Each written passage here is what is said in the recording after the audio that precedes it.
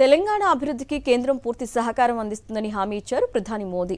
ఆదిలాబాద్లో పర్యటనలో భాగంగా ఎన్టీపీసీ విద్యుత్ ప్లాంట్ను జాతికి అంకితం చేశారు.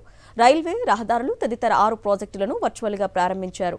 గత 10 ఏళ్లలో తెలంగాణకు ఎన్నో నిధులు కేటాయించామని మోదీ చెప్పారు. రాష్ట్రాలను అభివృద్ధి చేస్తూ దేశ వికాసానికి పాటుపడుతున్నామని తెలిపారు. తెలంగాణ పర్యటనలో భాగంగా ఆదిలాబాద్ సభలో పాల్గొన్న ప్రధానమంత్రి నరేంద్ర మోదీ 7,000 కోట్ల విలువైన పనులను ప్రారంభించారు. పలు అభివృద్ధి పనులకు వర్చువల్గా శ్రీకారం చుట్టారు. రామగుండం ఎన్టీపీసీ తెలంగాణ ప్రాజెక్టును జాతికి అంకితం చేశారు. అనంతరం పలు రైల్వే అభివృద్ధి పనులు, అంబారి పింపల్కుట్టి విద్యుతీకరణ ప్రాజెక్టు, డబ్లింగ్, విద్యుతీకరించిన సనత్ నగర్, మౌలాలి మార్గాలను లాంఛనంగా షురూ చేశారు. ఈ కార్యక్రమంలో మోదీతో పాటు గవర్నర్ తమిళిసై సౌందరరాజన్, సీఎం రేవంత్ రెడ్డి పాల్గొన్నారు. ఈ సందర్భంగా తెలంగాణ అభివృద్ధికి కేంద్రం పూర్తి సహకారం అందిస్తామని ప్రధాని మోదీ హామీ ఇచ్చారు.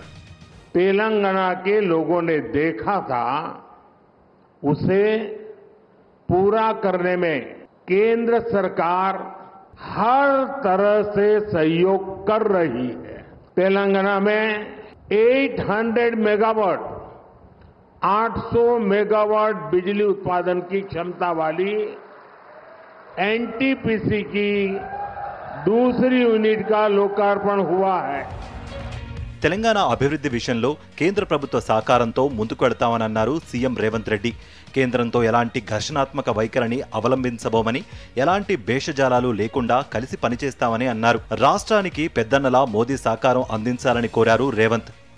नरेंद्र मोदी जी, हमारे हिसाब से प्रधानमंत्री का मतलब हमारे बड़े भाई के जो मदद रहे तो ही हर प्रदेश के मुख्यमंत्री उनके क्षेत्र में वो कुछ तरक्की कर सकता है, कुछ डेवलपमेंट को आगे ले सकता है.